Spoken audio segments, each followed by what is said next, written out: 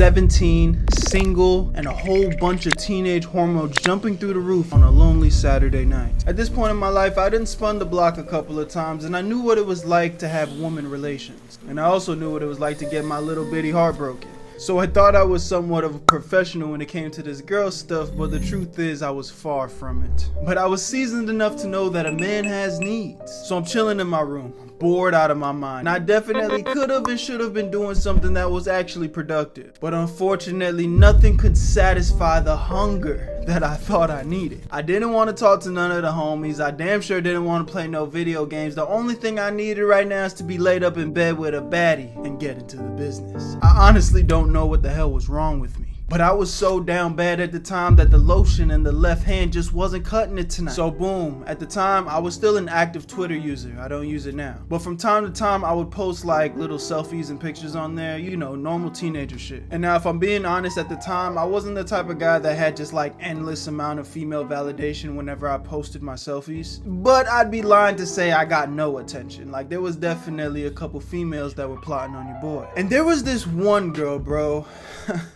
Let's just call her Giselle. Obviously that's not her real name, but let's just keep it pushing. Giselle looked good. If I had to rate her 1 through 10, she was probably like a solid 7 in my eyes, but she definitely was somebody else's 10. Like there was absolutely no denying the fact that this was an attractive woman. But for me personally, the thing about Giselle, something was just off. Because unlike the other girls that probably would have just straight up ignored me, or you know, maybe gave me a like but didn't hype me up too much, Giselle made me feel like I was Himothy.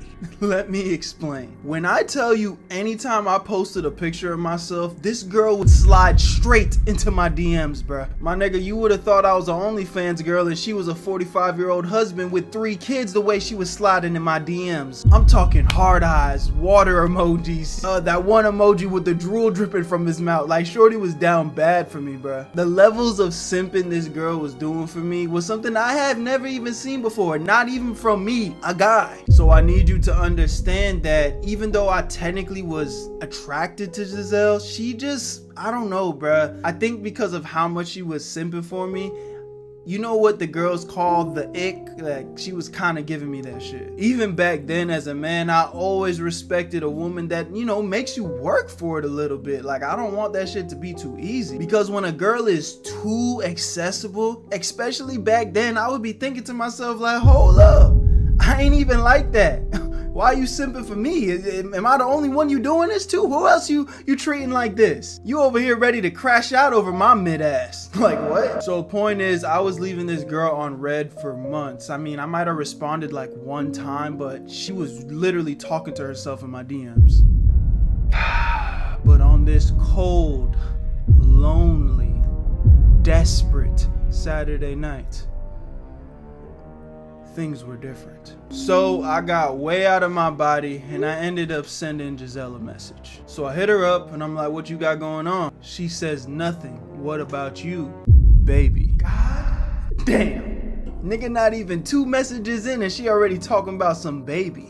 Who's your baby? So she already coming out the gate swinging the red flags, but you know, I kept it pushing. So now I'm like, I'm just chilling right now. I wish there was something to do tonight. Bro, I kid you not. We are 3 messages in and this girl's talking about, if you want, I could pull up and we could hang out. Whoa, whoa, whoa, what's going on here? I ain't gonna lie to you, bro, this shit was kind of crazy. The only way I could describe how I was feeling is like, imagine being like blackout drunk, but then something crazy happens and now your adrenaline just like instantly sobers you up. Because when I saw that message, my adrenaline hit me like a brick, bruh. Because my 17 gooner fiending self was so down bad when she sent that message. Because now I'm thinking to myself, hey yo, is this girl really about to pull up on me right now? Because the actual reality of the situation is, if you're anything like me, when you going through these times, you may want to actually have a release with shorty, but when she's like, oh, I'm actually down to do what you trying to do, it's a whole different feeling. Like, whoa, hold up, I didn't think I was gonna accomplish the mission. But my senses start kicking back in and I'm like, all right, there's no way shorty's about to pull up to my crib just to get hit, right? Nah, she must be super friendly and maybe she just wants to chill. Well, I'm like, all right, I could use the female company. Fuck it, I'm gonna let her come over. She's just probably being extra friendly for whatever reason, and that's just what I went with. So I send her the addy, and when I tell you fast as fuck, in like 20 minutes or less, shorty pulls up on me, bro. So now we're in my bedroom and I'm nervous as shit. I'm sitting on the edge of the bed and all types of shit. I don't know why, but something about this girl's energy was like almost intimidating to me, bruh. And I'm not sure if she was able to see through my poker face, but I'm telling you, I was struggling to keep myself together. I don't know if y'all have felt sexual tension before, but if this girl was an anime character, when I tell you her spiritual pressure was absolutely crushing me, bruh. So I'm yapping my ass off for a good 30-40 minutes trying to keep her attention. And I kid you not, word for word, this girl says, honestly, Berto, if you're done talking, we can do what I came here to do now. Whoa, wait. What? What did you say? I said, if you're done talking, we can just get to it. Niggas think they want a girl that knows how to apply pressure until they're sitting right there in front of you with their foot on your neck.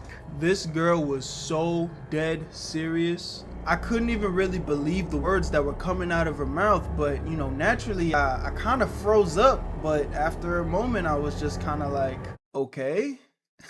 So we did what we do what we did, and you know, I'm gonna skip through the details because it's YouTube and we gotta keep things P, you know what I'm saying? But let's just say this girl actually took my soul away. And I'm gonna be honest, man, I don't want to like make things weird or anything, but that situation probably was the most like emasculated I have ever felt in my entire life. The way she just threw it down on me, I mean, bro, I couldn't help but feel like used.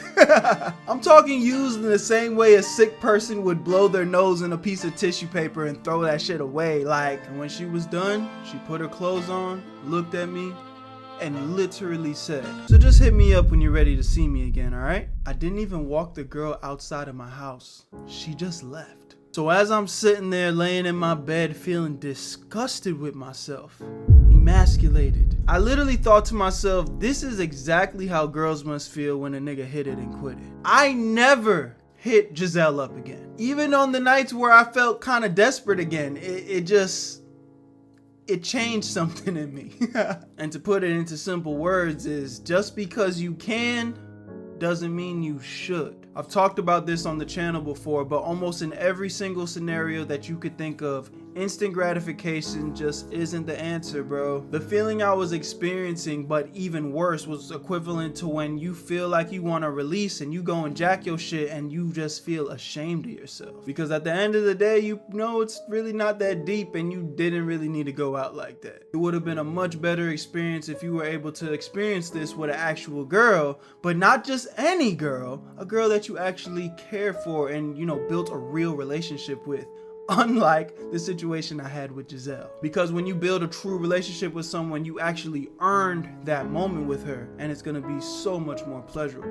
Look, I know every guy's different, and you know, I think just for me at 17, especially like even now, bro, I have my needs, but at the same time, I'm not necessarily willing to just become a degenerate guy that's just willing to sleep with anything. And when I went through that experience, it confirmed that, you know, I'm not willing to just settle for anybody that's, you know, just trying to get something. Like that wasn't cool for me, but it was a lesson learned. As a man, you got to be able to sit back and look yourself in the mirror and make honest decisions like, yo, am I making this choice out of desperation? Because if you are, the answer is no, bro. Never do anything out of desperation, because it's almost always going to lead to disappointment and deepen that hole in your chest that is lacking self-respect. And even worse, sometimes bad decisions can lead to life-changing consequences. I mean, bro, what if, I don't know, I would have had an accidental baby with this girl? Like, I didn't know her like that. I didn't care about her like that. That would have been bad. So you always got to think about that aspect too. When you out here making bad decisions, taking risks, it's like, are you willing to deal with the consequences of the risk that you're taking? Especially as a youngin' coming up in the game. You always want to make decisions where you're actually proud of what you're doing, or at the very least, you're happy with the decisions you're making while working towards something. Especially when we're dealing with women. That situation for me, luckily, wasn't a big deal. Nothing terrible happened. I was completely fine, and I never heard from her again. But that night, night did change the way I was with women, honestly. It made me only want to have genuine relationships with women that I'm interacting with, and definitely if I'm having sexual relations with a woman, I need to know that this woman 100% respects herself and she has boundaries that she's not willing to cross, because that woman, you know, is way more valuable to me than, you know, a quick instant gratification moment. Also, side note, I'm not saying that any girl that gives it up on the first night is like a thought or anything, especially as you get older. It's really more about the relationship and the intention behind those moments that kind of matter. Because given the circumstances that me and Giselle had linked up that night, she definitely wasn't the type of woman that I would want to be dealing with. Have some self-respect. Don't take the easy way out, even when you're down bad and fiending. Because not all things that are shiny and look good are worth something. Where you at, Berto? At the age of 15, I had just finished middle school. And at that age, the only thing that was on my mind was getting some. Whether it was the girl of my dreams or a girl that was breathing in general. That was the only thing on my mind, and probably yours. That seemed to be the #1 priority for me and my male friends. It feels like you're some type of loser if you wasn't partaking, because everyone around you is either having sex or talking about it. Everyone's speaking on about how amazing it is, and you're not really a man until you do it. But let me tell you something right now. I lost my virginity at 15. And it lasted 10 seconds. And it was in a bush at some party. Long story short, that shit was ass. And to make it even worse, the girl that gave it up to me ghosted me and never talked to me ever again after it happened. So not only was it bad, it was kind of sad. If you want to hear that full story, go check out my V-card video. I'll leave a link in the description. But today I want to give you guys the absolute truth about this whole sex thing. Especially if it's your first time, because if you were anything like me, it was almost like an obsession. It had to happen. It was truly our #1 priority. But if I'm being honest, after it finally did happen, nothing changed. I was still this unexperienced loser that knew nothing about sex. So fast forward just a little bit, and I'm actually in high school now. And there's this girl I get involved with. Her name is Kathy. Come to find out, we actually started dating. And she was a beautiful girl, an amazing person all around. And for the most part, I had nothing but great memories with her. I'm bringing all this up because technically, even though I lost my virginity to this other girl, Kathy was someone that I actually cared about. Someone I was able to get intimate with the right way. So now at this point, me and Kathy were dating for a couple of months. And we get so comfortable with each other, naturally, the big question finally came up. Have you ever had sex before? She told me no, she was still a virgin. And me being me, I felt so cool to be like, don't worry, babe.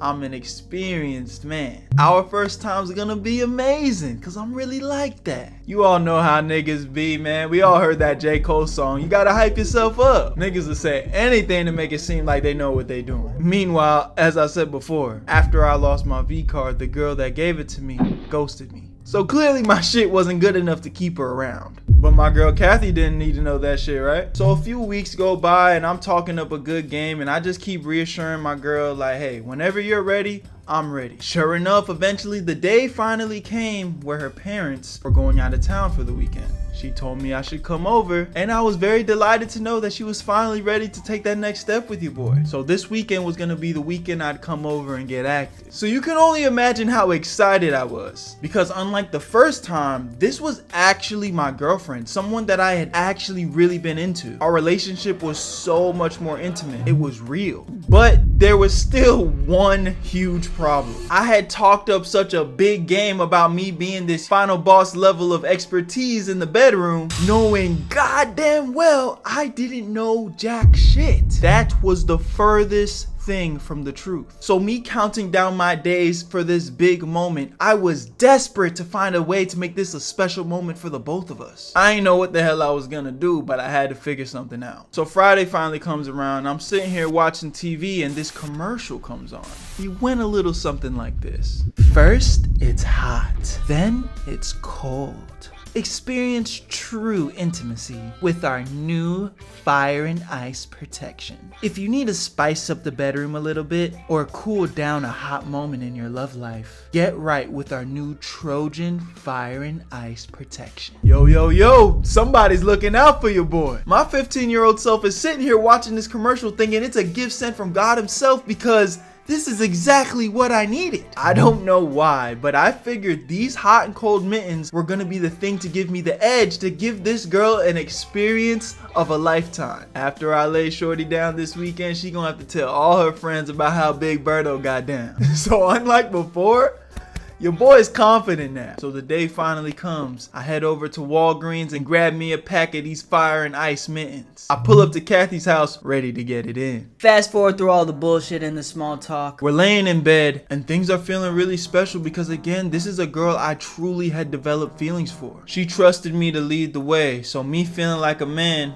I start getting to cooking. She opens up her pots and pans. I bust open the fire and ice mittens. I put them on and we slowly start getting to cooking. A few seconds go by though, and she's like, "Oh, Berto, is this supposed to hurt?" I'm like, "Yeah, it's our first time, so it might hurt a little bit." "I mean, yeah, I imagine it hurt, but is it supposed to burn?" Then it hits me. The tip of my Snickers bar is feeling a little spicy. Hold on, this shit don't feel good. I don't know why I didn't connect the dots before, but it started to kick in, bruh. The idea of your cooking utensils burning while you're cooking is not very appealing. Hey yo, my shit feels like it's on fire! Now I'm grabbing the sheets trying to wipe my Snickers bar off cause this shit burning, bruh. We run over to the bathroom and we trying to use water to wash off our knives and forks because this shit is literally burning. We're doing anything to try to get this burning sensation off our junk because it just feels terrible. Come to find out, these special mittens that I had got are literally the equivalent of icy hot being on your junk, bruh. I don't know what type of kinky, freaky people are into that shit and who that was made for, but it did not hit the target demographic. But as you can imagine, that shit completely ruined the experience, and that was the end of our perfectly planned first time. I ain't gonna lie, they need to cancel that line of protection. Somebody in the comments let me know if that shit is still a thing. the reason I wanted to tell you guys this story is because There was a huge difference between my experience with Kathy versus my experience with the woman who took my virginity. With the first girl, we had a bad experience and we never spoke again. But with Kathy, a little bit down the line, we tried again. Nor did they last very long because your boy was still not that experienced. I'm talking about 3 pokes in and that shit is over type shit. But slowly and surely, she became more comfortable with me and I became more comfortable with her. And with that comfortability, I gained confidence. And before you know it, after a few times, you know, I'm able to go 20-30 minutes. So my message here is don't feel peer pressured or rushed to just go lose your virginity. Because yeah, if you're anything like me, okay, you lost it, but what does that really even mean? Yeah, you get to walk around and be like, yeah, I'm no longer a virgin, but so what? Nothing actually changed. You still don't know what you're doing. You're not gonna feel any better. Like, matter of fact, you might even feel worse because if your first time wasn't great, you're kind of like, damn, what was all the hype for? And the reality is, for most people, that is the truth. The first time is usually the worst time. So I encourage you to not just walk through life only focusing on trying to lose your shit, because the reality is it's not that big of a deal. Now look, I'm not like these other guys that's gonna get on here and tell you, oh, sex is stupid, girls are stupid, don't focus on women. I get it, bro. You're a man. You like girls. I like girls. I like being around women. I like talking to women. Shit, I'm a grown-ass man. I like having sex with women. We're men. It's natural. These are normal feelings, but there's a healthy way to go about it. But that's not what today's video is about. But the reality is, a lot of the things that we do as men, it relays back to getting with women. You might be like, oh, I only care about building my business so I can make money and take care of my family. But even if that were the case, at some point you probably want kids, right? And to have kids, you're going to have to get with a woman. So that's my point. A lot of the things that we do as men instinctively goes back to being a man that wants to take care of a woman. In its very basic and most simplest form, man need woman, woman need man. We need each other. There's no shame in that shit. But with that being said, there is way too many guys that base their entire personality off of how many girls they can get with. And I'll be honest with you, I've been there before in that quote unquote hoe phase, just doing whatever for no real reason to try and prove to myself that I'm that nigga. But at some point you're gonna realize that it means nothing. Just losing your virginity means nothing. And if you get with 100+ girls, like,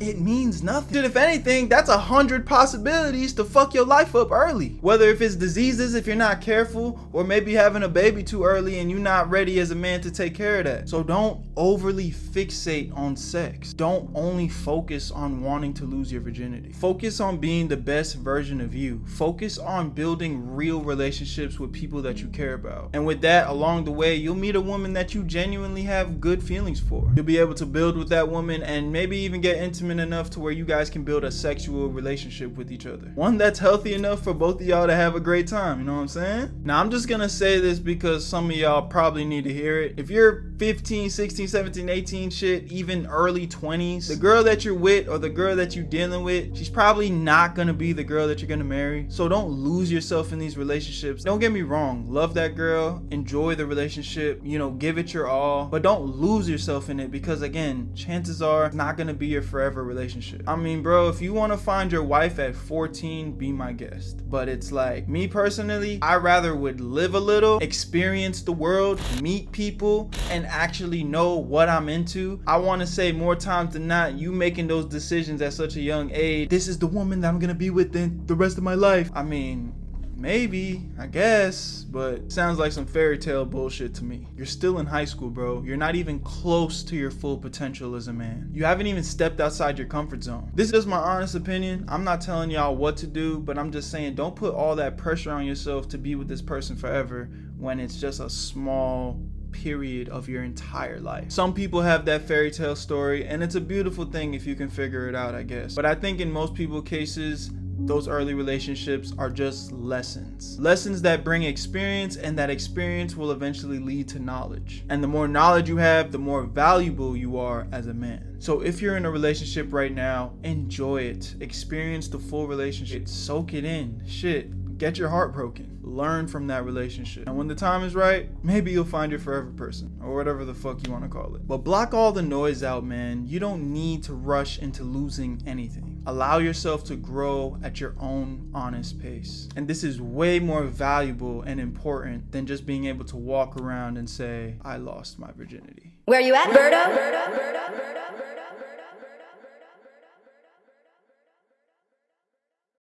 Where you at, Berto? My senior year of high school, not to toot my own horn, but I was actually considered to be one of the best, if not the best player on my basketball team. And that came with its own set of perks, one of those perks being woman. And I'll be honest with you guys, I've always been the type of guy that's cared about his style, his aesthetic, you know, the way I carry myself. I never thought it was an insecurity to care about how other people perceived you. I think if anything, that is something you should be proud of. Not in a toxic way, but in a way where you feel proud of the person you portray yourself to be. But anyway, because of those things, you mix having a pretty decent social status with being a pretty good basketball player. That's gotta be a recipe to get any girl you want, right?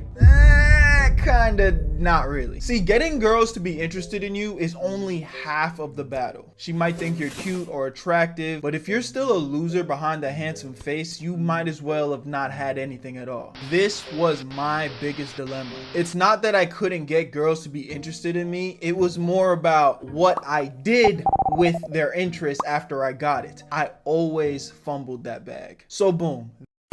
There was this girl, let's just call her Effie. Now, I first saw Effie when I was playing one of my rival schools during a basketball game. And y'all know how get down when the hoes are watching, man. I had one of the best games in my entire career. Now, we did end up losing, but the way I performed, I guess it was enough to catch Effie's attention because she came up to me after the game and said, maybe better luck next time, Mr. 25. Now, I was shocked, I'm not gonna lie, because I wasn't really used to girls shooting their shot with me. And maybe she wasn't even shooting her shot. Within context of what just took place, it wasn't out of the realm of possibility. She was just trying to have a goofy conversation.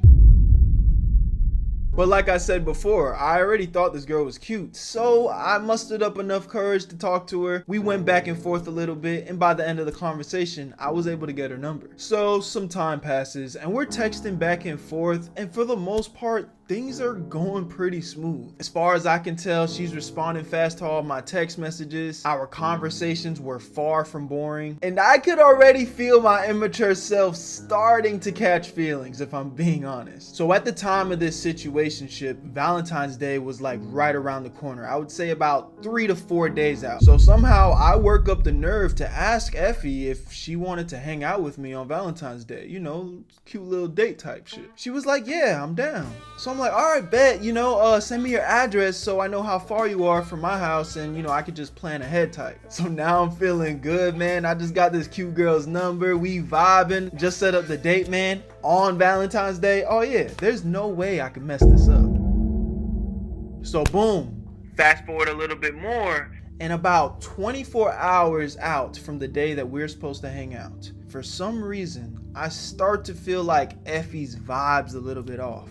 She wasn't responding as fast to my text and shit. And I genuinely was trying to do my best to tell myself that it wasn't a big deal, but it was just a drastic change from how well our conversation was going over the past few days to now she's like barely responding. So right around like 8 p.m., I kind of just say, fuck it, I'm just gonna ask her again. Are we still hanging out tomorrow? 1 hour goes by, no response.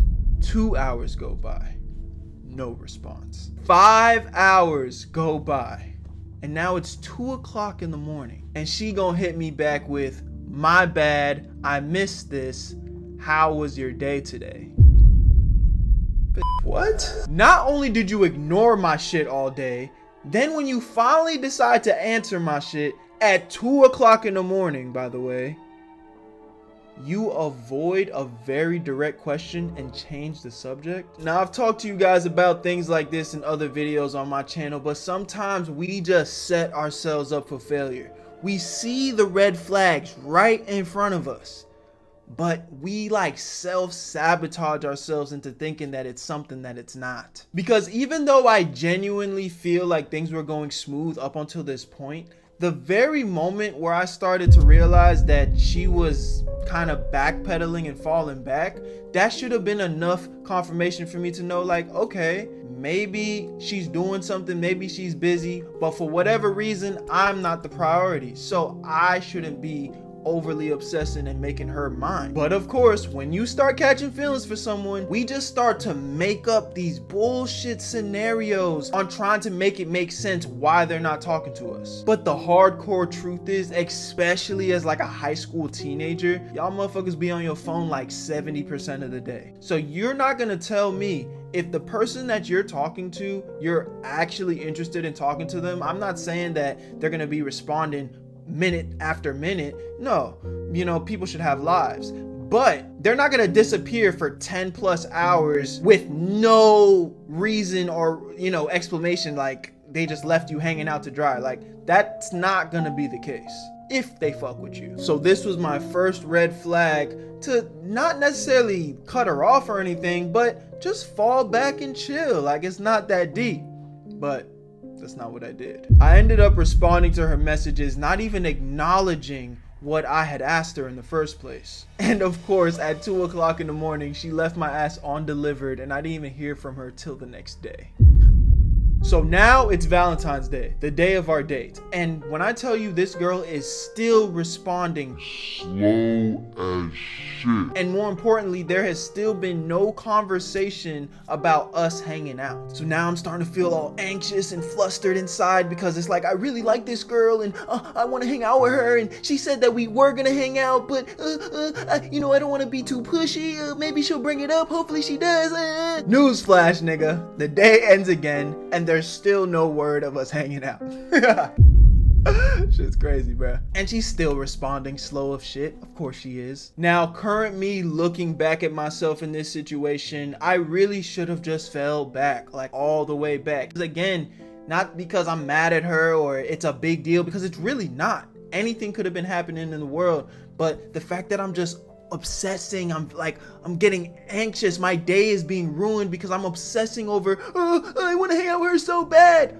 It's like, I just needed to relax, take a deep breath, and go on about my business. If a girl flakes on you, it's really not that big of a deal. But as a man, you do have to have some level of like, okay, I'm just gonna match the energy. Matter of fact, I'll do another one. I'm going above and beyond and focusing on myself. Like, you flaking on me is not disrupting the flow of my day-to-day life. But when you're overly emotional, you're, you know what I'm saying? It's like she's in control of your emotions. And it's not like I didn't have nothing to do. I was a student athlete. I had practice, I had homework, you know, I could have been studying. There's so many other things that I had in my life to be occupying my time with. But instead, you know, I'm just sitting there. Oh my God, did she text me back?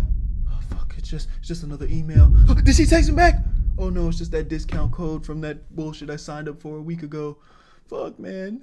I'm down bad. If I were to just fall back and allow things to flow naturally, things might have just worked in my favor. Maybe. Because girls don't like niggas that be doing too much. It's like, it's repulsive. You know, niggas don't even like other niggas that be doing too much. It's like, you don't even like when your friends are like, you know, cringy and overly obsessive. It's like, bro, get off my cock, bro. Like, let me breathe. You know what I'm saying? You do that with your homies. Bro, the girls don't like that shit either, bro. So now I'm stressed out. I'm sitting there deeply thinking to myself, like, where did I go wrong? I'm scrolling through our old messages, trying to figure out when the self-sabotage started. And sure enough, I didn't really see anything. And if my memory serves me correctly, it wasn't really anything that I said. It just felt like she just randomly flaked on me for some reason. Guess what? Berto makes another dumb decision. I convinced myself maybe I wasn't applying enough pressure. Maybe since we missed Valentine's Day, she wants me to make it up to her. She's gonna think I'm so cute if I go get her some flowers and some chocolate and oh, and I still have her address from when she sent it to me, so maybe I could just go drop it off to her house. Slow down, bro. Calm down. I'm trying to tell y'all, bro, I'm still proud of myself because I feel like there was a line of cringy shit that I didn't do growing up, but looking back, it's like, damn, some of the shit I did, I was like, oh my God, that was fucking cringe, bro. That was weak. That was some weak ass shit, I ain't gonna lie. But it is what it is. Everything I went through, it forced me to level up to become the man I am today. And, you know, I'm still improving, I'm still getting better, but, you know, I'm proud to say that, like, a lot of the problems that I used to deal with, I am not dealing with now. So sometimes you really gotta go through it to get through it. So I go and buy this girl some roses and some chocolates. I'm in my car listening to Drake, baby, my birthday, you know, we can do it real good. Yeah, you know what I'm saying? I'm getting the vibe going. I'm like, yo, this is the best I ever had. You know what I'm saying? Yes, I believe I know what you are saying. I'm on my way to this girl's house who didn't invite me. Like a fucking weirdo. Woo! Party! Woo! Man. Oh my God. So I pull up. I get out the car. Put the roses, the chocolate, and the note that I forgot to mention that I wrote a fucking cringy love letter to her. Oh my God. Oh my God. I can't even remember what I wrote on there, but it had to have sounded some shit like, hey, happy late Valentine's Day. I really like you, blah, blah, blah. Cringe, cringe, cringe. I'm a fucking idiot. I don't remember what I said word for word, but that literally might as well have been what I wrote on that paper, bruh. So here's the best part. I start walking away from her house, right? And I come up with another bright idea. You guys ready for it? What if Effie is home right now? Wouldn't she think it's so cute and romantic if I knocked on the door instead and gave it to her myself? Now we're cooking. I'm cooking. If I could go back in time and like see myself, oh yeah, I would literally choke him to death. I turn around and knock on this lady's door. When I tell you that had to be the longest 10 seconds of my life, it was bad. I'm getting nervous, anxiety's building up. I'm like, oh shit, I'm about to do it. This lady answers the door, and I think it's safe to assume it was her mom. Hey, I'm sorry to bother you, but is Effie home? My name's Berto, and I'm just one of her friends. Effie? Oh, I mean, no, she's not home right now. She's actually out with her boyfriend.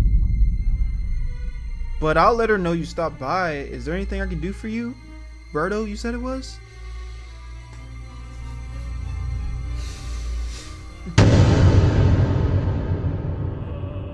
Pain, sorrow,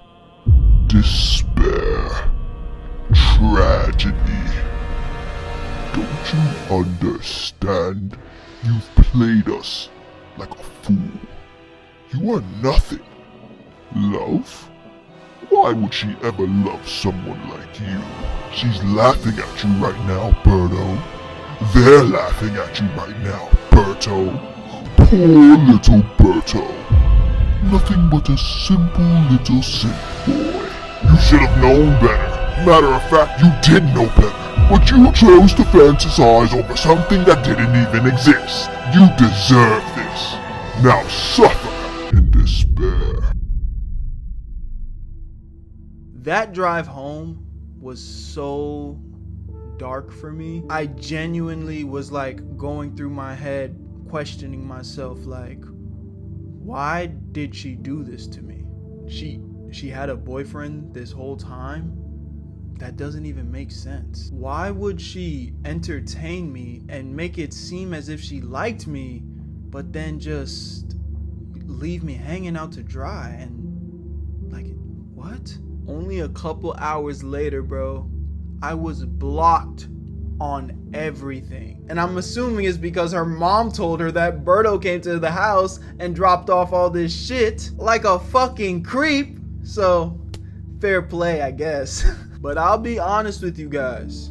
There in that moment, I didn't truly understand the full capacity of the situation. I was so upset. I was literally angry for months because I felt played. I felt taken advantage of. And as I got older, I found myself constantly revisiting this situation. And I now understand that it was my fault. Yes, was she wrong with the idea of potentially cheating on her boyfriend? Sure. But I don't know the full extent of that. Like, I barely knew this girl, so I don't really even know what the dynamic between her and that man was. So I can't give you guys an honest, full perspective on something that I didn't even understand. But what I do know is I became so infatuated with somebody that I just met. I just started to get to know them. It's only been a couple of weeks since we started talking. Yeah, the vibes were good most of the time, but I didn't know this person. Yet I was on the other end of this, obsessing over her damn near. I was lying to myself, trying to make sense of why she wasn't responding to me. And then I went as far as trying to gift her to be Mr. Cute Simp Guy, hoping desperately that she would validate my feelings. That's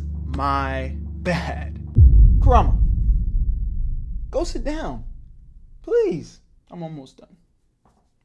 If I were to just fall back and keep it bruh, it wouldn't have even been that serious. One or the two things might have happened. She might have actually continued talking to me. We continued to build a relationship over time and, you know, see where it goes. Or she stands on that shit, doesn't really vibe with me. She goes on with her boyfriend apparently. And because I'm not overly emotionally like fucked up about the situation, nothing changes. I'm still good. I'm still living my life. I'm still focused on what I'm doing. I'm good. If I would have approached it with that energy, I'm sure if this boyfriend was an issue, it would have came to the forefront at some point in time, and I would have been able to deal with it better because I would have more details on the situation. The point is, bro, do not chase and be desperate. Desperation is always going to be the enemy. I've said this in multiple videos, but I'll say it again.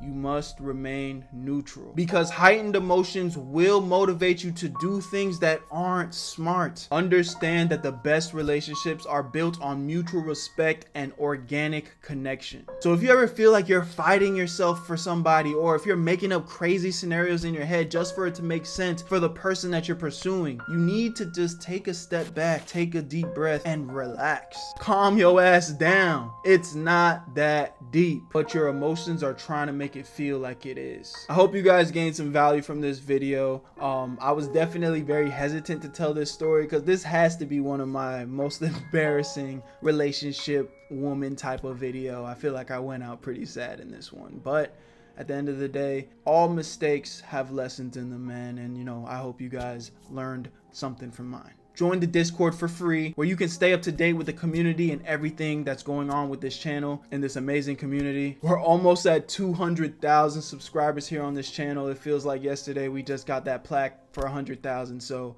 thank you guys so much. I love you guys. My name's Berto, and I'll see you guys in the next one. Peace. Where you at, Berto? Hey, I didn't mean to bother you, okay? My name's Berto. It's a pleasure to meet you.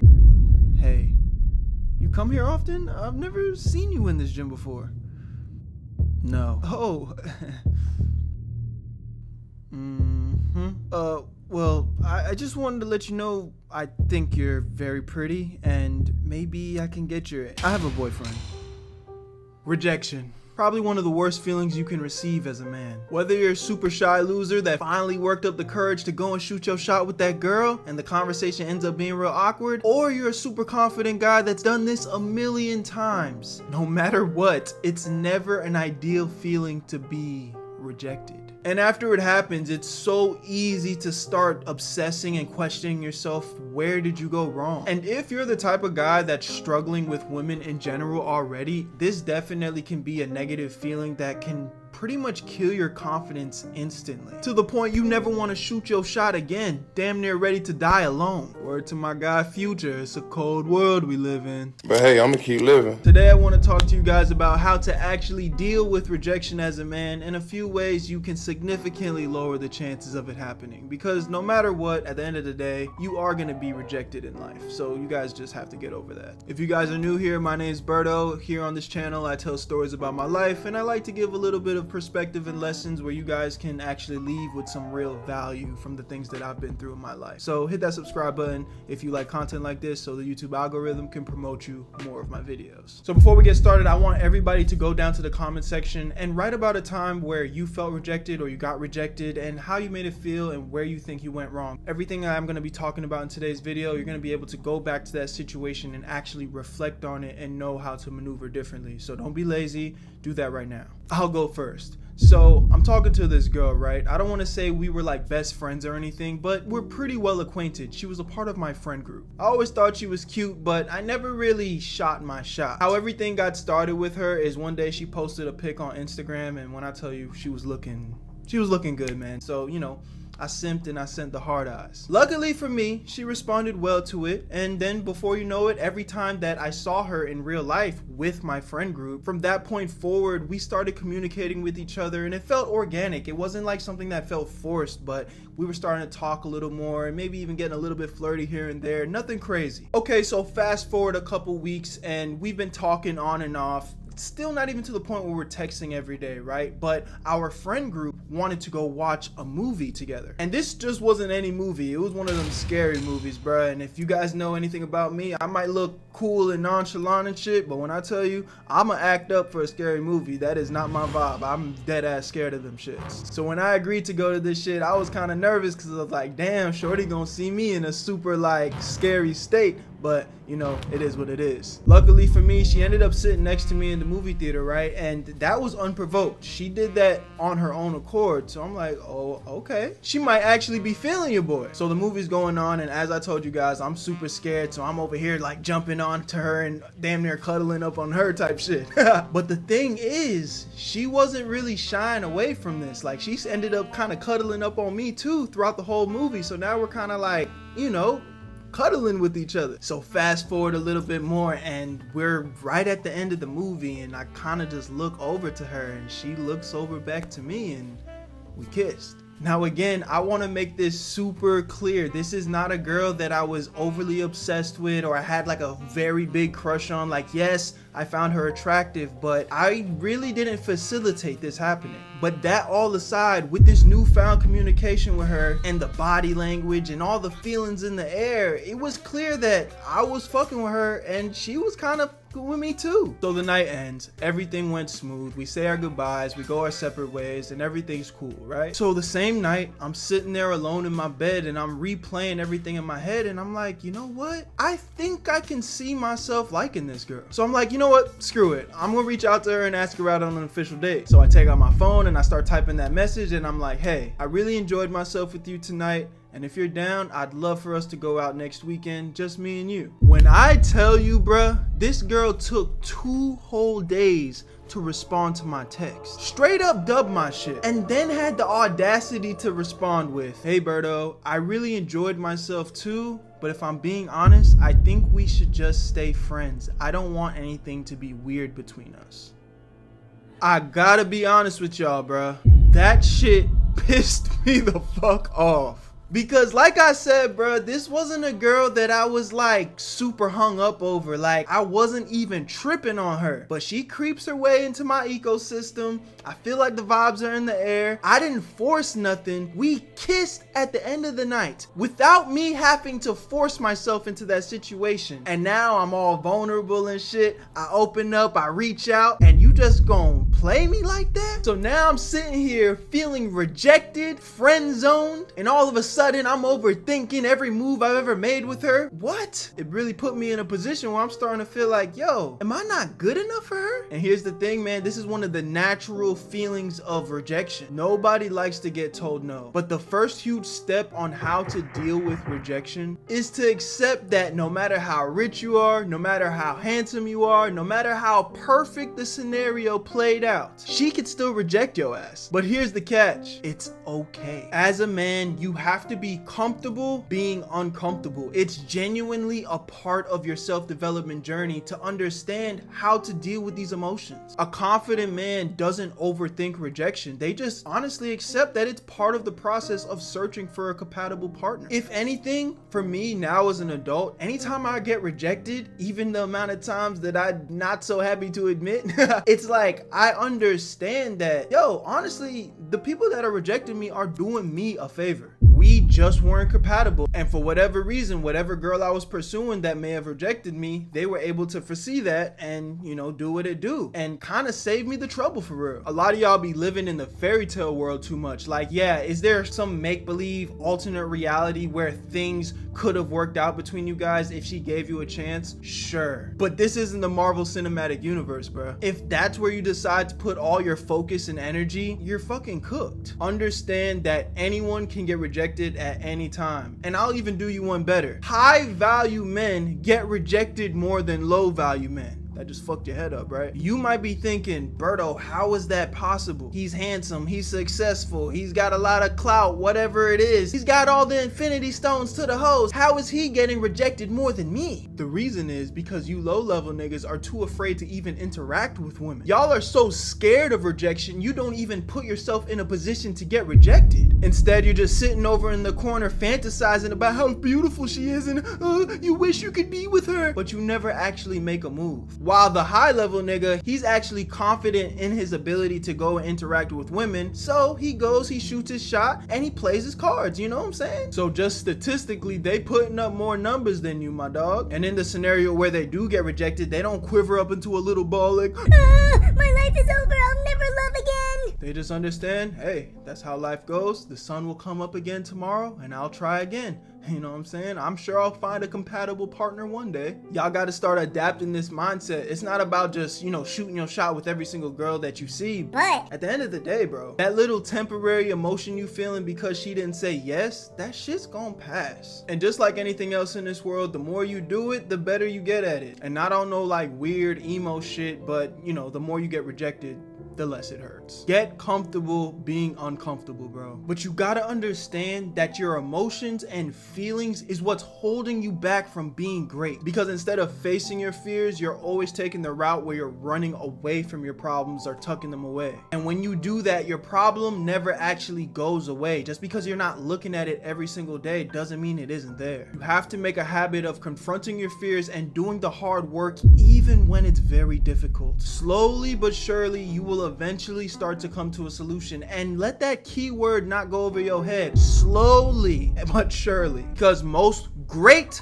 things, I'm not saying average things, good things, great things in life takes time. Kind of like the whole working out thing. It takes time to build your dream physique. You're not gonna look like a Greek god overnight, bro. Just because your punk ass went to the gym one time this week. Like, come on. Years of consistency, of hard work and dedication. Have you ever noticed that a lot of the people that you look up to tend to be older? I know that's not everybody, and I know especially nowadays, there's a lot of younger guys getting successful fast, but I promise you, just because they have money, that's not the only level of success that should be idolized than their life. You can look at a lot of young people with money and see, yeah, they got money, they're successful, but they're struggling with a lot of other problems in their life, even if you can't see it. And the reason why people that are older tend to have a lot more knowledge and a lot more value to provide, better role models, is because they've been through shit. They've dealt with shit. They've had to overcome shit and understand, like, I have to keep working at this thing to build it into something that's bigger than myself. It doesn't happen overnight. So if you change that in your mind to where you're gonna do the hard work with almost everything in your life, start approaching everything in your life with, I'm gonna do the hard work no matter how long it takes me. And if I'm struggling and I'm not good at something, I'm gonna do more of it. If I'm struggling with talking to women, I'm gonna talk to more women and get rejected more so I can understand the do's and don'ts of how to speak to women. Now, if you do this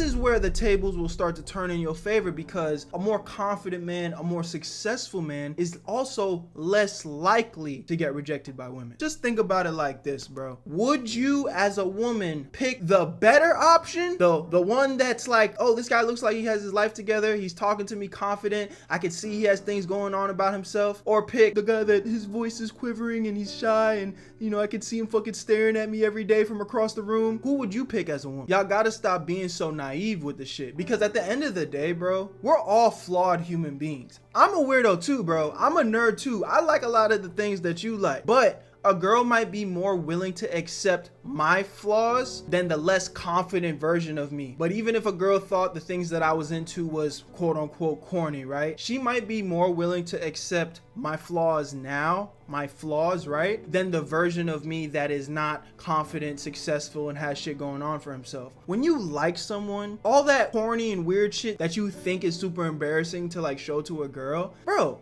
if she really liked you, if she was like, yo, he's fucking attractive, he's successful, he can take care of me, I feel safe around him, I promise you, she's not gonna give a fuck that you watch anime, bro. But on the same side of that coin, if you're broke, you're fat, you don't have nothing going on with yourself, you still live with your mom and you're fucking 25, and I'm not necessarily saying that's a terrible thing, but I'm just naming things that, let's just be honest, can be categorized as, he doesn't really have shit going on for himself, and all you're talking about is anime on your free time. Yeah, bro, like, she's less likely to be attracted to you, even though I like anime too. Do you guys understand where I'm going with this? It's the same reason you see attractive women with some guys that honestly don't have the best physique. Some of them are kind of overweight, but they have other attributes about themselves that the woman can gravitate towards, lean on, and be a submissive woman to. So yes, I'm gonna sit here and tell you that you should push to be the best version of everything in your life, and I think everything in your life will start to get a little bit better. I'm not gonna say sit here and be one of those guys like, oh, you're gonna wake up with superpowers and your life is gonna just fix instantly. No, because again, we're not looking for the easy way out. I'm just giving you guys the best options to play the game. But just because I gave you the best options doesn't mean it's a fucking cheat code. I don't want to sound harsh or mean, but somebody has to tell you guys the real. So yeah, I might be a little bit awkward in real life. Yeah, I might be a little bit of a nerd in real life, but I work on myself. I have a pretty good physique. I'm building something for myself. So yeah, she might be a lot more willing to give me the benefit of the doubt instead of the version of me that has no direction in life. And if she rejects the version of me that's truly got his shit together, that's just how it is. I gotta keep pushing because she wasn't for me. So this is kind of the mindset that y'all gotta have. You don't give up on yourself just because somebody else doesn't see the full potential in you. But at the same time, you understand that, hey, there's plenty of fish in the sea, and I'm a fucking fisherman, and I'm working on myself. I'm gonna find that big catch. I'm good. I'm gonna keep maneuvering. Some of y'all be like little needy babies. You don't want to work hard for anything. You just want to wake up and get whatever you want just because. No, that's not how life works, my brother. The only people that truly owe you something in this world, and it's only to a certain degree, is your parents. Because I do believe parents should be molding a child and supporting that child to be the best version of themselves up until a certain point. At the end of the day, man, after you're conscious and you kind of have enough knowledge to make sound decisions,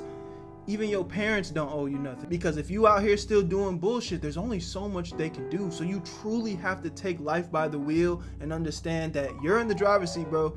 You got to get a grip and take control of your life. If you start to acknowledge these truths, your interaction with women are going to go so much smoother, because when you're not afraid of something, you're not going to be as hesitant. And when you're not as hesitant, you tend to be a lot smoother. Rejection's just part of the process, man. So after watching this, I want to ask you something. You just going to keep leaving life up to fate? Or are you gonna choose to play with the best options? Where you at, Berto? In today's video, I want to talk about back in the day when I was growing up as a black kid. As messed up as it sounds, there was a lot of insecurities that I had to deal with. And it's not so much the fact that I was insecure about my skin color, I never really was. But when I was in 6th grade, I just remember all the girls that I was crushing on, they were crushing on guys that didn't look like me. Looking back at it, it's probably because the most popular guys in pop culture at the time were guys like Justin Bieber, the Jonas Brothers, and shit, even Drake Bell was in his prime at the time. So if your name wasn't Blake, Justin, or Cody and had blonde spiky hair with blue eyes, kinda didn't feel like you were the ideal choice for anyone back then. So as a result, at that age, I constantly found myself comparing myself to others. But the reality is, just biologically and genetically, we weren't the same. So I really needed to work on my confidence and being comfortable in my own skin. Now, even though I was struggling comparing myself to others, if I'm being very honest with myself, it never got too bad because one of the main things that was on my mind was this girl named Hannah. When I tell you I had one of the biggest crushes on this girl, honestly, crush isn't even the right word to describe it. I was in love with Hannah. Because here's the thing about her.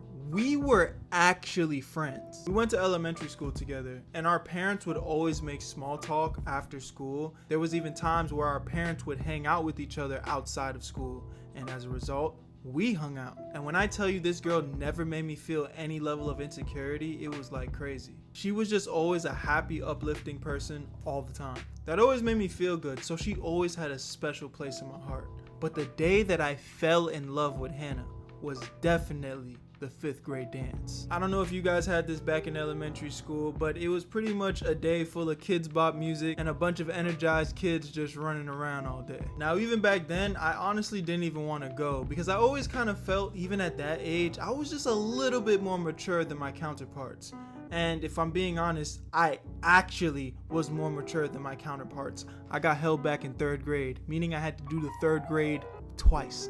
So I was literally older than my classmates. Not to mention, I don't even think I've had a growth spurt since elementary school. Bro, I was 5'10" in 5th grade.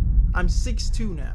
It's so crazy because back then I thought I was gonna be a 7-footer going to the NBA because of how tall I was in elementary school. But I need y'all to understand something. While being tall in high school is actually considered a plus, in elementary school, you're kind of looked at as a freak of nature. I'm just this tall, black, skinny kid who looks like Sid from Ice Age, towering over everyone in my class. It was pretty much safe to say that nobody had any crushes on me. But I knew Hannah was going to this dance, so your boy had to go. I put on my favorite Pikachu shirt because at the time I was in love with Pokemon. I still love Pokemon. And when I tell you, as soon as I walked into the dance and me and Hannah locked eyes, bro, I love your shirt. It looks really cute on you. Yo, she's the one.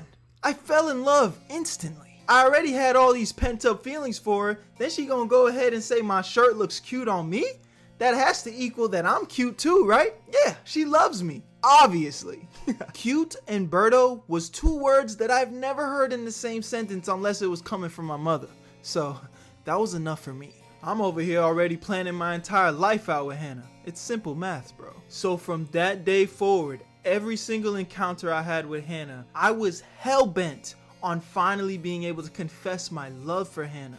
I wanted us to be more than friends. I wanted us to be together forever. I wanted her to know that I liked her back. Mind you, all she said was my shirt looked good on the boy. Nothing more. Here's the sad news though. I wanted to confess my love so bad, but I couldn't. I had never done this before. I was so nervous. I didn't really know how to approach telling her how I really felt. Your boy was sitting in that friend zone so long, man. It took the whole summer.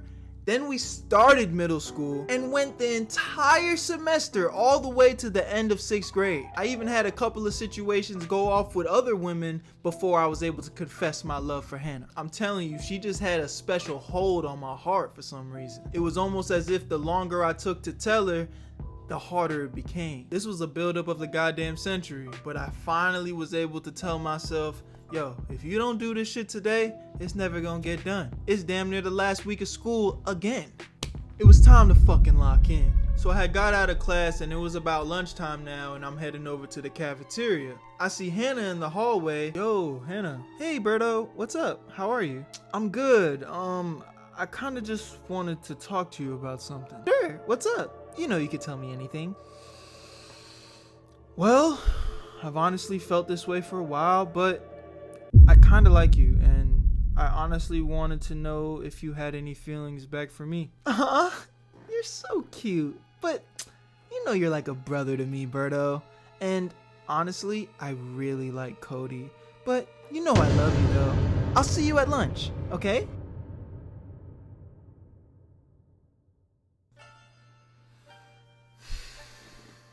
Moment of silence for your boy. Down bad, man. I'm talking down bad. I ain't gonna lie to you, bruh. It took every cell in my body to not just break down in tears right then and there. No cap, she might as well have just committed murder and shot me in my face right there on the spot. Cause boy, I was fucked up. The girl that I've been crushing on since virtually the beginning of elementary school, and honestly in a lot of ways was my best friend. Just let me down and let me know she ain't even really like me like that. And as far as I could tell, our friendship remained unfazed, which I guess was good. But all I could focus on was this Cody guy. Who the hell is this nigga? Not only did she break my heart, she made it a point to let me know that he was the guy and I wasn't. So instantly now my brain is starting to go into comparing and contrasting. What does he have over me? Short white guy, spiky hair, blue eyes. Brother had the goddamn Justin Bieber DLC package. I didn't stand a damn chance, but I wanted to even the playing field. Desperately. Hannah was the love of my life. I knew I had to do something. So like a weirdo, I'm over here stalking Cody's Facebook page, and yes, Facebook was cool at the time. I'm over here searching for what part of his drip I can incorporate into mine. But we were just two completely different types of people. But what I did see was the spiky hair. I don't know why, but I felt maybe I could do this. I need y'all to take a step back and realize how dumb of an idea this is. I'm black.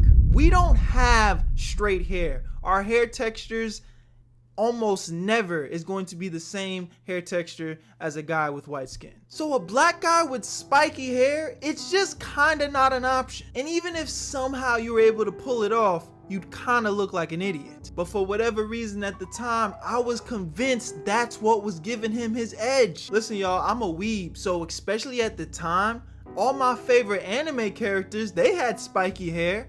Bro, that had to be the aura. So at the time, I'm just looking around culturally and I'm just starting to see like, yo, everybody that's cool has spiky hair. So it is what it is. I was gonna be the first black boy to unlock the spiky hair drip. So that night, I snuck into my dad's bathroom, grabbed his hair gel, which was probably just some hair moisturizer because again, my dad is black. And when I tell you, I poured an ungodly amount of hair gel into my head. There was so much hair gel in my hair, that shit was starting to foam up like shampoo. So I'm sitting there massaging that motherfucker into my head hard as fuck. But after like 30 minutes of doing that shit, my hair still wasn't spiking up. It was a little curly, but not spiky. I wasn't satisfied. So at this point, I go back into my parents' bathroom and I start grabbing all types of hair products, bruh. I wasn't even reading shit. As long as I knew it was a hair product, it was going in my head. I was losing my goddamn mind.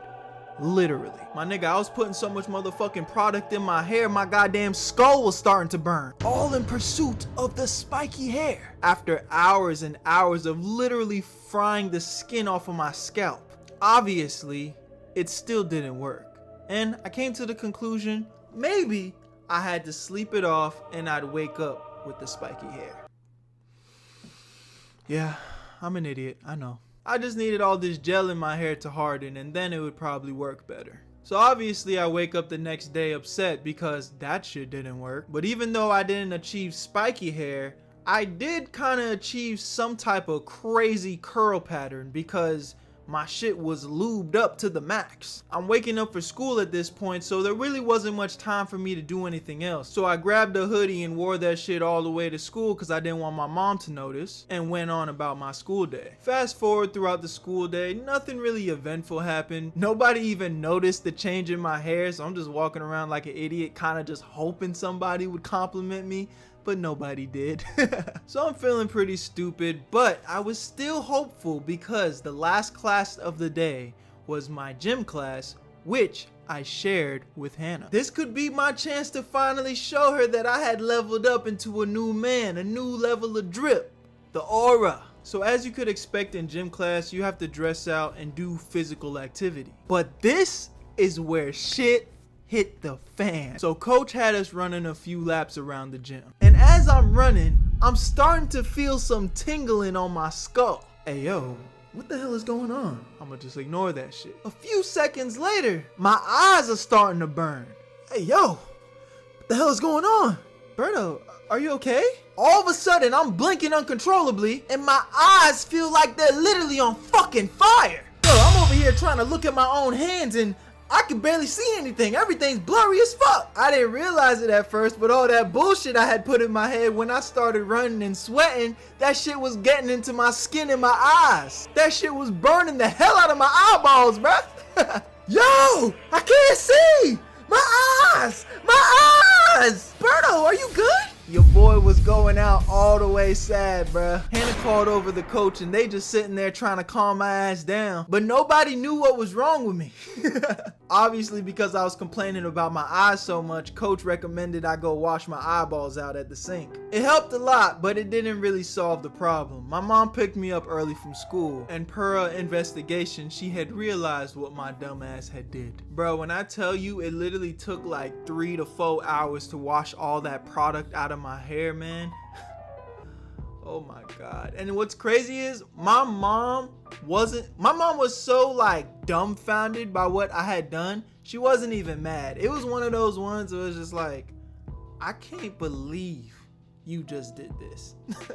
And I don't even want to get into the ungodly amount of acne I had for the next couple of weeks, bro. All that product has seeped into my pores and literally made me look like an ogre or some shit, bruh. I wish I would have known about the sponsor of today's video, Teach Hanley. That probably could have saved me from so much misery back then. But I'm sure it'll be great for you guys, so make sure you check that link in the description, support your boy, and support the channel. And I'm being completely honest, it's actually one of my favorite products out right now for my skin. Y'all saw the results. But as you can imagine, that event did not score me any more points with Hannah. The thing is though, she's such an amazing person. Like, she never brought it up again. She never made me feel embarrassed about it, and it just is what it is. We stayed friends and we never really elevated to more than that. You know, we never went on a date that wasn't friendly, and we never kind of entered a talking phase. We were just friends forever.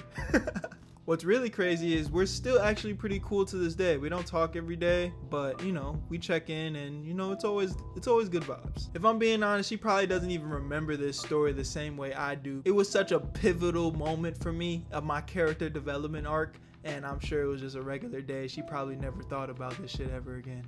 I liked her a lot, but she valued our friendship more, and sometimes that's okay, man. That was just one of my biggest insecurities growing up. I got over that shit. It is what it is. If you guys are dealing with any insecurities right now, black, Spanish, white, purple, red, yellow, I promise you it gets better as you get older. Just continue to work on yourself, continue to learn, and you know, if you take a L, analyze what went wrong, and I'm sure you'll find a way to become a better person out of it.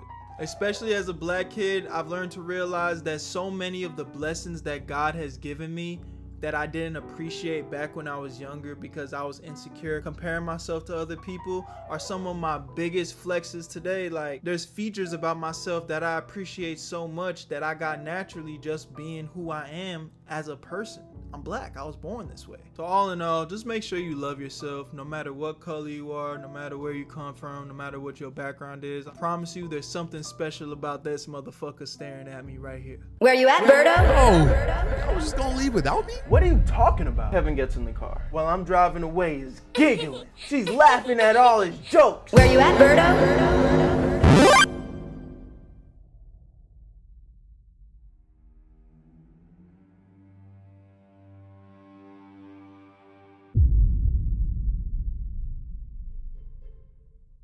There's something about working at jobs that force you to be a social person no matter how antisocial you are. When I work a job, I just want to show up, do what I'm supposed to do, and get the hell home. But because of the nature of most jobs, that's not really the case. You always got to put on a fake smile and pretend to care about what your coworkers are talking about. And just in general, try your best to be a nice guy, even to the most rudest and annoying type of people. And even though that's like really annoying to do, if you're gonna have to show up to this place every single day for almost 8 to 12 hours a day, you might as well play nice. It just makes sense. Because obviously work can be so much more miserable if you're dealing with people you're beefing with every single day. Like, nobody wants to put up with that shit. Trust me, I've got a lot of those stories too. But that's not what today's story is about. Let me introduce you to my boy Kevin. I met Kevin back in the day when I was working at Olive Garden. Not one of my proudest moments, but y'all know how it goes. Sometimes you gotta go through it to get through it, am I right? When I tell you I learned so many life lessons when working at Olive Garden, bruh, them shit stuck with me forever, and this story is one of them. Kevin was actually one of the coolest niggas I ever met, straight up. Like, he was always in a good mood. He never complained about doing any part of his job. The nigga would wash plates, clean bathrooms, and I'm talking about the nastiest bathrooms. He didn't give a fuck. He was just always positive about everything he did, bro. My dog Kevin would take orders from the meanest and most annoying managers and like never bat an eye. Like, nothing could faze bro. It was almost as if there wasn't a task at hand that could ever annoy him. Meanwhile, me on the other hand, let's just keep it a stack. I hated coming into work every day, bro. Like, I almost got fired one time because a customer was complaining that I wasn't smiling enough. Like, fuck you. My bad I wasn't grinning ear to ear because you decided to tell me some shit that I didn't even ask for, talking about How proud you were of your daughter graduating college because she used to work at Olive Garden just like me. like, lady, what? All I asked you was if you want more cheese on your pasta. Where did this come from? I just don't understand people. But anyway, my nigga Kevin was the opposite of me. It seemed like he liked everyone. Nobody could faze him, but there was a catch. Kevin was quite literally an idiot. And before you guys come for me, I literally mean this in the nicest way possible, but my dog Kevin was dumb as shit. I know this sounds bad, but no exaggeration. He reminded me of Ed from Ed, Ed, and Eddie. If you know, you know. Like, he was the type of person people took advantage of, you know what I'm saying? He was such a genuine, kind-hearted soul, but he was not all the way there. Thinking before he acted was just not one of his attributes. Now, why am I telling you this information? Because even though you should try to be nice to everyone, me back then, I had a problem with being too nice to people. I didn't want to like let people down. And the reality is, sometimes in life, you just gotta learn how to say no. So when you mix an overly nice nigga like me with someone like Kevin, who's never really aware of what the hell is going on, I felt like I ended up being taken advantage of by Kevin. Because Kevin was the type of person where he could ask you for like $20, which is cool, right? But Kevin didn't have a car. So when Kevin asked me for $20, I had to drive to Kevin's house to drop him off $20. Do y'all see what I'm talking about now? Do you not understand how inconvenient that is? And it only takes a certain type of person that's completely clueless to think that it's appropriate to ask someone for $20 and then have it Ubered to their house. Like, what? But again, he didn't see the problem with these type of scenarios. That's just the type of person Kevin was. He was nice, genuine, but he was stupid. He didn't mean any harm, even though harm would be done. You know what I'm saying? And I'm just like the type of person where like your intention makes a big difference for me. Like, if you fuck me over, that's one thing. It's fuck you for life. But if you were to like screw me over, but I could tell that it was unintentional and you didn't mean to screw me over, now that changes everything for me. You know, I feel like I take that a lot differently. But because of this, unfortunately for me, these type of like stupid favors would constantly happen over and over and over again between me and Kevin because I didn't know how to say no, and this nigga was just too dumb to realize that he was inconveniencing me every single time. Like, there was this other time Kevin had like a physical check and he told me he needed to cash it, so we needed a ride to the bank. So it just so happened that he called me right when I was getting ready to go to the gym. So I was already on my way out of the house, right? And Kevin was probably like a 15-minute detour from my house. But since I was already in the car, I was like, Ah, fuck it, Kevin. I got you, bro. I got you. So I pull up to his house, right? Kevin gets in the car. And I'm like, all right, bro, where are we going? Where's the closest bank to your house? Who do you bank with? Yo, tell me why this nigga banks with the most no-name bank known to fucking man, bro. Shit was named some bullshit like National Treasury Treasures Bank or some bullshit like that. Some bank you've never heard of in your entire life, my nigga. And because this bank was such a non-mainstream bank, bro, the closest one to his house was like 30 minutes away in the opposite direction, bruh. So what I thought was about to be a 15-minute detour to his house and hopefully like a 5-minute drive to, you know, a normal bank like Chase, Wells Fargo, Bank of America, the banks that are on every corner of everybody's street, now turned into a goddamn 2-hour mission into some random direction to cash out his check. Not my check, his check. This shit was a 2-hour detour, bro. And I just wanted to go to the fucking gym. All this for something that didn't benefit me in any way, shape, or form. And to top it off, I drive a fucking Tesla. So Kevin didn't even offer me no gas money, bro. Because why would he? This is the type of shit I had to deal with Kevin almost every other day. Like, just random bullshit. And that's why I say, it's like I love him, but my dog's an idiot. Calling a spade a spade. It's like his brain is incapable of providing more context to a situation other than, you know, the initial genuine favor that he asked of me. But at the end of the day, I gotta take some blame too, right? I'm just too fucking nice. Kevin was the walking definition of give him an inch, he gonna take a mile, boy.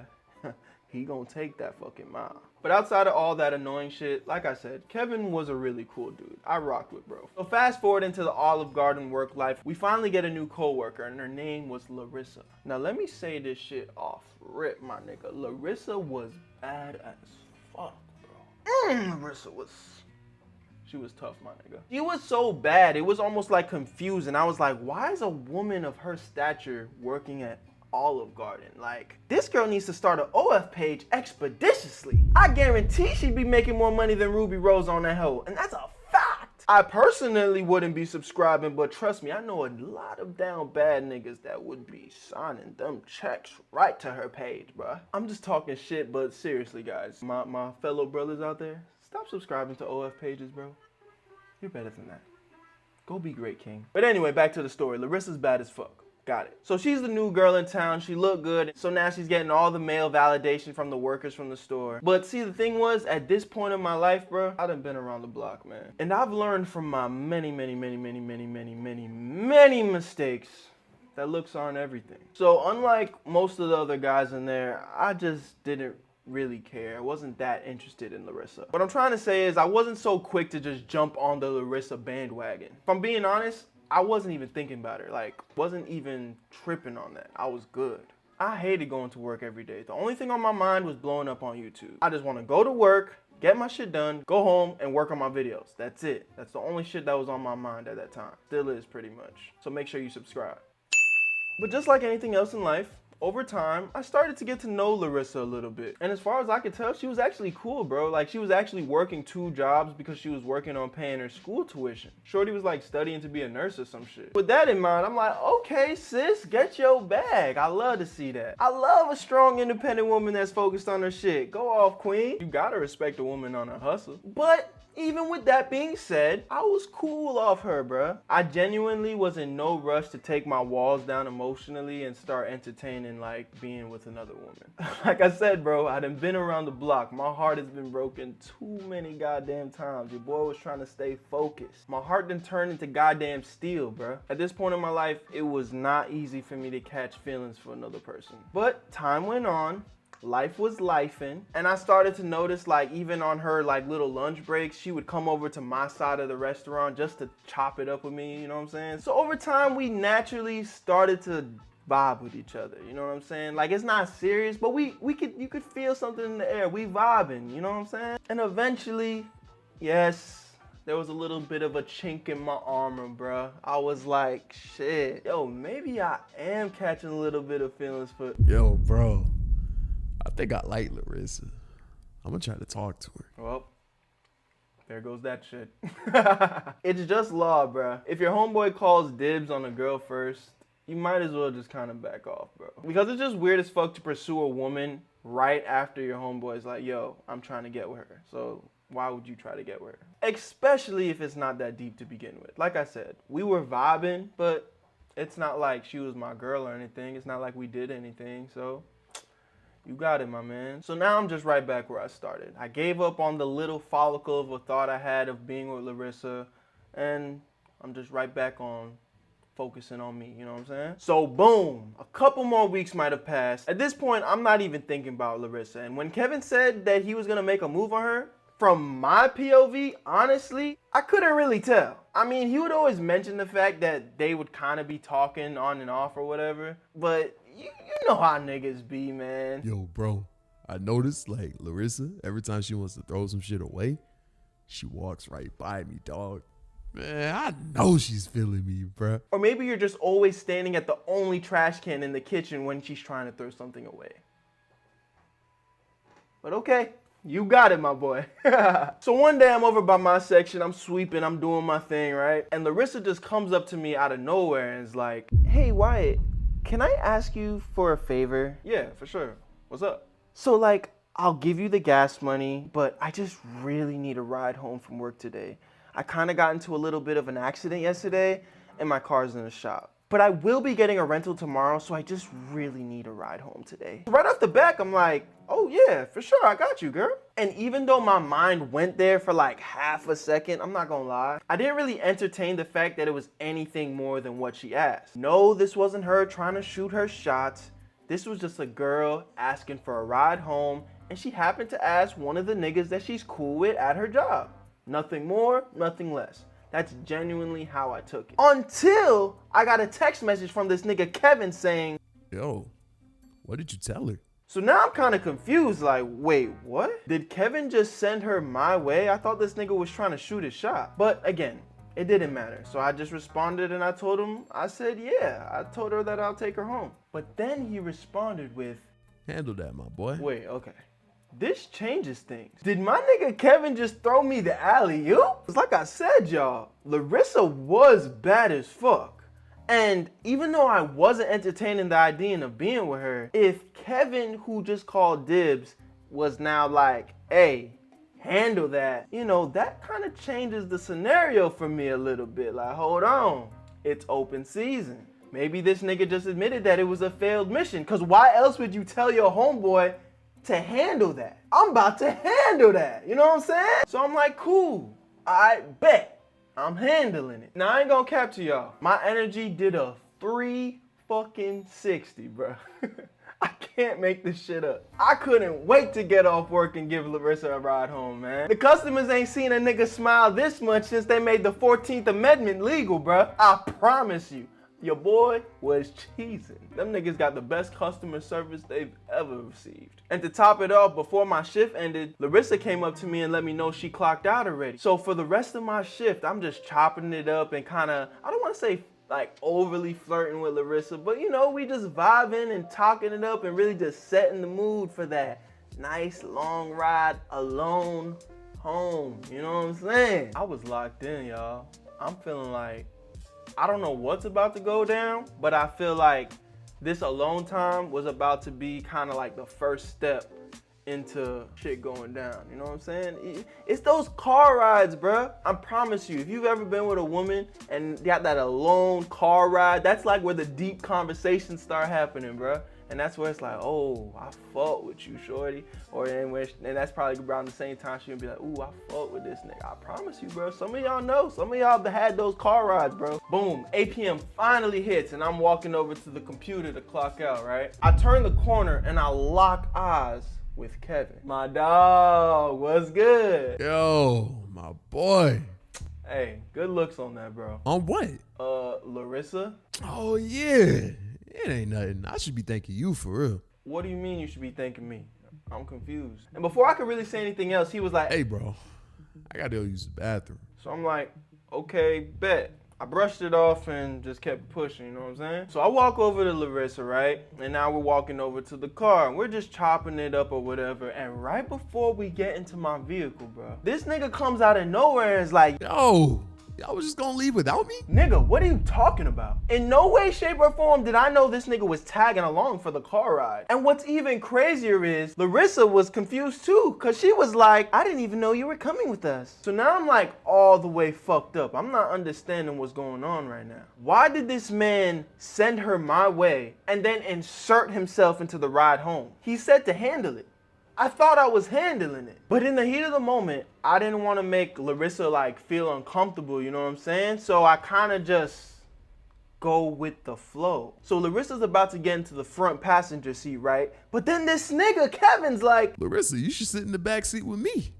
what? Not only did this nigga ambush my alone time with Larissa, after he threw me the lob, by the way, he done turned me into a motherfucking Uber driver for the night, bro. At this point, I feel isolated. I feel dumbfounded. I feel used. And I'm not gonna lie, bro. For the rest of the night, I did not say a motherfucking word. I was literally just sitting there driving, pissed. Cause all I hear in the back seat while I'm driving away is giggling. She's laughing at all his jokes. And you can rest assured, my nigga, every little soundbite of happiness, my fist grew tighter and tighter on that motherfucking wheel, bro. Envy was burning in my chest, my nigga. I ain't never felt hate for another man so much in my life. I swear, bro, I was pissed. Because that was supposed to be me, not him. Me! I really could get into more context in what they were talking about, but the reality is it didn't matter, bro. I didn't give a fuck. At this point, I am just like, what is going on right now? My situation that he lobbed to me just became his situation. And I'm Ubering these niggas home, bruh. What? So we finally get to Larissa's house, right? I drop her off. She says bye, whatever. She closed the door. She leaves. As soon as that door closed, man, I just started tweaking on this nigga, bruh. Kevin, what the hell was that? How you gonna text me handle some shit, then insert yourself into the situation and completely make this a you and her thing? That's not how basketball works, brother. When you throw the alley, I'm supposed to dunk the basketball. Bro, what are you talking about? She came to me asking for a ride and I told her that you could give her one. Kevin, if that was the case, why would you text me handle that then? Oh, because I wanted to make sure you can handle giving me and her a ride home tonight. That makes no fucking sense. I guess you're right. My fault, bro. But, you can still give me a ride home tonight? Where you at, Berto?